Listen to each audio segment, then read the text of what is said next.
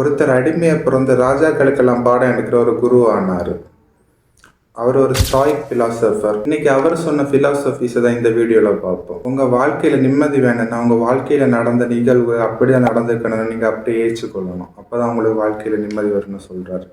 இவர் அவரோட சின்ன வயசுல இருந்து அடிமையான வாழ்க்கையை தான் வாழ்ந்தார். அவர் அடிமையை வாழ்ந்தனால தான் அவருக்கு கீழே வேலை பார்க்குறவங்க கிட்ட ரொம்ப பணிவா நடந்தாரு. அவங்க கீழே வேலை பார்க்குறவங்க ஏதாவது தப்பு பண்ணாலும் அதை பற்றி கோவப்படாம பணிவா அவங்க கிட்ட நடந்துகிட்டாரு. இவர் அடிமையா இருந்தப்ப இவரோட காலை இவரோட மாஸ்டர் உடைச்சிட்டாரு.